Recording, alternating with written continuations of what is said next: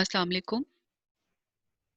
इस लेक्चर के अंदर हम देखेंगे वीक 3 का सेकंड टॉपिक जो कि है कंपोनेंट्स ऑफ कंप्यूटर। अब जब हम कंपोनेंट्स की बात करते हैं तो कंपोनेंट्स ऑफ कंप्यूटर को डिवाइड किया गया है अकॉर्डिंग टू देयर प्रोसेसिंग की। कुछ कंपोनेंट्स यूज होते हैं इनपुट लेने के लिए, कुछ कंपोनेंट्स को हम यूज करते हैं उस इनपुट को प्रोसेस करने के लिए, यानी कि प्रोसेसिंग का काम करते हैं कुछ कंपोनेंट्स। और इसी तरह कुछ ऐसे कंपोनेंट्स हैं जो कि आउटपुट देने के लिए यूज कर रहे होते हैं। A computer can process data, pictures, sound and graphics. They can solve highly complicated problems quickly and accurately. ये थोड़ा सा कंप्यूटर के बारे में पहले बता रहा है कि कंप्यूटर क्या करता है, डेटा को प्रोसेस करता है। पिक्चर्स भी हो सकती हैं, साउंड्स भी हो सकते हैं और ग्राफिक्स भी हो सकती हैं जिनको कंप्यूटर प्रोसेस करता है। इसी तरह से कहता है कि कंप्यूटर का जो सॉल्व करने का प्रोसेस है वो बहुत ज़्यादा कॉम्प्लिकेटेड है, लेकिन कॉम्प्लिकेटेड होने के साथ साथ वो इन्हीं प्रॉब्लम्स को बहुत स्पीडीली यानी कि फास्टली और एक्यूरेटली सॉल्व कर लेता है। अब जो ऑपरेशंस परफॉर्म किए जाते हैं वो क्या क्या हैं? इट एक्सेप्ट्स डेटा और instructions by way of input. Input के थ्रू वो क्या करता है, डेटा और इंस्ट्रक्शंस को एक्सेप्ट करता है। इट स्टोर्स डेटा यानी कि डेटा की स्टोरेज का काम करता है। It can process data as required by the user. Data को प्रोसेस करता है यानी कि प्रोसेसिंग वाला काम किया जाता है। It give results in the form of output. जो डेटा प्रोसेस किया गया था उसका जो रिजल्ट आया था वो आउटपुट की फॉर्म में शो करवा देता है कंप्यूटर। और लास्ट जो पॉइंट आता है वो है it controls all operations inside a computer. क्या करता है कि जो ऑपरेशंस परफॉर्म किए गए थे इनपुट साइड पे प्रोसेसिंग के अंदर और आउटपुट साइड पे, इन सारों को कंट्रोल करता है बाय गिविंग डिफरेंट इंस्ट्रक्शंस। अब ये एक डायग्राम है, हम देख लेते हैं। सबसे पहले जहां पे लिखा हुआ है program and data, program and data. Program and data क्या होता है कि ये आपके पास वो इनपुट्स हैं जो इनपुट यूनिट एक्सेप्ट कर रहा होता है। इसके अलावा साथ ही क्या होता है, इनपुट यूनिट से वही चीजें आगे चली जाती हैं स्टोरेज यूनिट के अंदर। और स्टोरेज यूनिट का क्या काम है, वहां से जो इनपुट आई है उसको टेम्पररी बेसिस पे अपने अंदर स्टोर कर लेना। अब जब यहाँ से जो चीज आ गई है स्टोरेज यूनिट के अंदर, यहाँ पे दो तरह की चीजें आती हैं। पहली चीज आती है जो सेंट्रल प्रोसेसिंग यूनिट के अंदर से आती है, और दूसरी वो होती हैं जो आपके पास आई होती हैं इनपुट से। कुछ ऐसी इनपुट्स होती हैं जिनको हमें प्रोसेस करवाने की जरूरत नहीं होती है, हम उनको क्या करते हैं, सिर्फ स्टोर करवा देते हैं। इसी तरह से कुछ ऐसी चीजें होती हैं जिनको हमें सेंट्रल प्रोसेसिंग यूनिट के अंदर भिजवाना पड़ता है प्रोसेस करवाने के लिए, वो आगे चली जाती हैं। और उसके बाद जो फाइनल रिजल्ट्स हैं वो कहाँ पे जनरेट होते हैं, वो जनरेट होते हैं आउटपुट यूनिट के अंदर और रिजल्ट्स शो करवा दिए जाते हैं। अब जो बेसिक 5 कंपोनेंट्स हैं वो कौन कौन से हैं? सबसे पहला आ जाता है हमारे पास इनपुट यूनिट, इसी तरह से आ जाता है storage unit, processing unit, output unit और लास्ट वन है हमारे पास कंट्रोल यूनिट। इनको अब हम वन बाय वन देख लेते हैं। इनपुट यूनिट आप सबको मालूम होगा, इनपुट यूनिट का क्या काम है, इनपुट्स को एक्सेप्ट करना। ठीक है। अब जो इनपुट यूनिट है ये डिफरेंट डिवाइसेस के ऊपर कंपोज कर सकता है, यानी कि डिफरेंट डिवाइसेस जो हैं इनपुट डिवाइसेस कंबाइन होके क्या बना सकती हैं, इनपुट यूनिट बना सकती हैं। अब इनपुट यूनिट के अंदर कौन कौन सी डिवाइसेस आ सकती हैं, जैसे हमारा कीबोर्ड है। कीबोर्ड के थ्रू हम क्या करते हैं, हम डिफरेंट वर्ड्स को टाइप करके इनपुट दे रहे होते हैं। इसी तरह से माउस हो सकता है, माउस को यूज करते हैं हम डिफरेंट आइकन्स के ऊपर क्लिक करने के लिए, सिलेक्शन के लिए हम यूज करते हैं, तो ये भी क्या आ गया, इनपुट यूनिट आ गया। इसी तरह से अगर मैंने किसी चीज को स्कैन करना है या मैंने पिक्चर खींचनी है किसी की, तो ये भी मैंने क्या किया, ये भी मैंने एक इनपुट डिवाइस को यूज किया है। और ये जो मेरे पास इनपुट्स आई हैं डिफरेंट साइड से, ये कहाँ पे चली गई है, इनपुट यूनिट के अंदर चली गई है। Input is the process of entering data and programs into the computer system. ठीक हो गया। इनपुट क्या है, ये एक ऐसा प्रोसेस है जो डेटा को या डिफरेंट इंस्ट्रक्शंस को एंटर करवाने के लिए कंप्यूटर के अंदर हम यूज कर रहे होते हैं। Therefore, the input unit takes data from us to the computer in an organized manner for processing. ऐसा ही होता है ना, हम कीबोर्ड से, माउस से, स्कैनर से या कैमरा से क्या करते हैं, हम इनपुट दे देते हैं कंप्यूटर को, और कंप्यूटर उनको क्या करता है, ऑर्गेनाइज कर देता है या उसको प्रोसेस कर देता है। दूसरा जो हमारे पास कंपोनेंट आ जाता है वो है स्टोरेज यूनिट। अब स्टोरेज यूनिट का क्या काम है, ये डेटा को स्टोर करने के लिए यूज करते हैं। अब डेटा दो तरह से स्टोर हो सकता है, या तो परमानेंट बेसिस पे हो सकता है या टेम्पररी बेसिस पे होता है। यहाँ पे जो हम स्टोरेज यूनिट की बात कर रहे हैं, ये टेम्पररी डेटा की हम बात कर सकते हैं। ठीक हो गया। इसी तरह से जो टेम्परेरी डेटा है वो आपका कहाँ पे स्टोर हो सकता है, वो आपका रैम के अंदर हो सकता है। और जो परमानेंट डेटा आपका स्टोर होता है वो होता है आपका रोम के अंदर। The process of saving data and instructions permanently is known as storage. Therefore, the data is first stored in the storage unit for faster access and processing.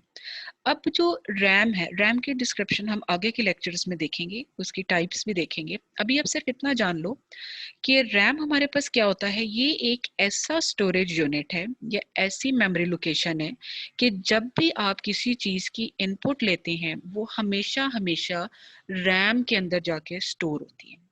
ऐसा कभी नहीं हो सकता कि आप इनपुट लेंगे और वो रैम के अलावा कहीं और जाके स्टोर, ये ऑप्शन ही नहीं है हमारे कंप्यूटर के अंदर। हमेशा कंप्यूटर क्या करता है, जब भी आप कोई इनपुट देते हैं, चाहे वो किसी भी फॉर्म में, डेटा की फॉर्म में है, वो पिक्चर्स की फॉर्म में है, वो साउंड की फॉर्म में है, वो इंस्ट्रक्शंस की फॉर्म में है, किसी भी फॉर्म में है, once it has entered into your computer, वो कहाँ पे जाएगा, वो आपकी रैम के अंदर टेम्पररी बेसिस पे स्टोर हो जाएगा। उसके बाद आगे जाके अगर कोई उसके ऊपर प्रोसेस करना है, आउटपुट करवाना है, जो भी टास्क परफॉर्म करना है, आप रैम में से डेटा निकालेंगे उस वक्त और उसको प्रोसेस कर लेंगे। Therefore, the data is first stored in the storage unit for faster access and processing. इसी वजह से हम कहते हैं कि जो रैम का या स्टोरेज का काम है वो क्या हो गया, faster access and processing हो गया। It provides space for storing data and instructions. अब दो मेजर काम है जो स्टोरेज यूनिट परफॉर्म कर रहा होता है, वो क्या है, all data and instructions are stored here before and after processing. आपने डेटा को प्रोसेस करने के लिए भिजवाना है या प्रोसेस करने के बाद जो रिजल्ट्स आए हैं आपने उनको रिसीव करना है। ये सारा काम आपका कहाँ पे है, ये आपका स्टोरेज यूनिट के अंदर जाके स्टोर होगा।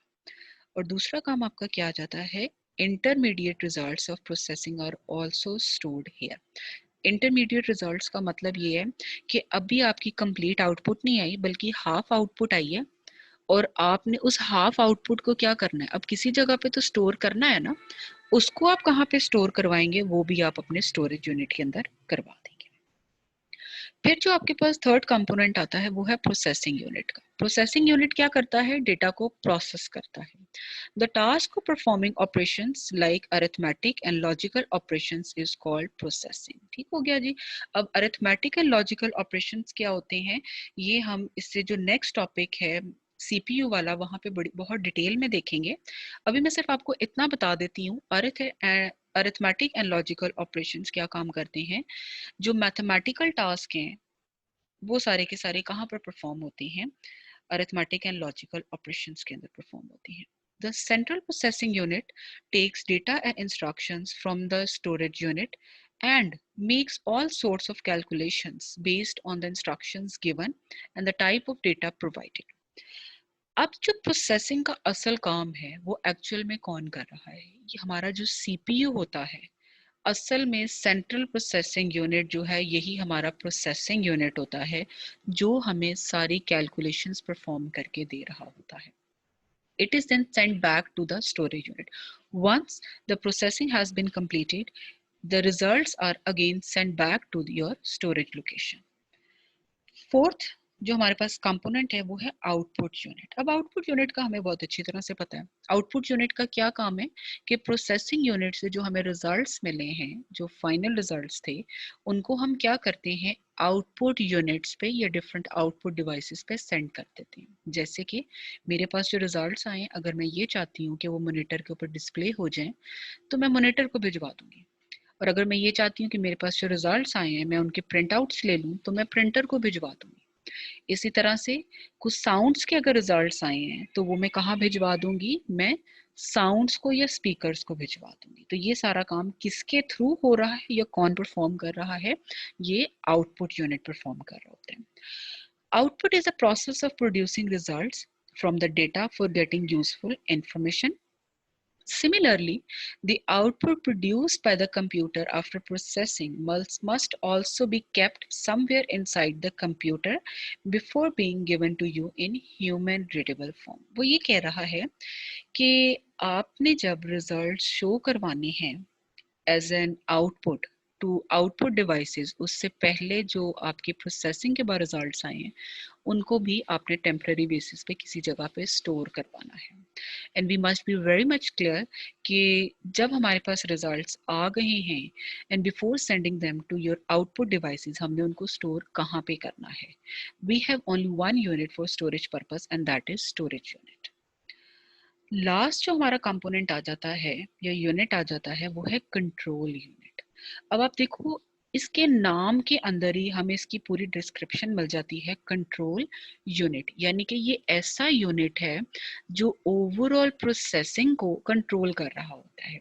यानी कि ये क्या करता है, कंट्रोल यूनिट इंस्ट्रक्शंस भिजवाता है इनपुट यूनिट को कि आप इनपुट रिसीव कर लें।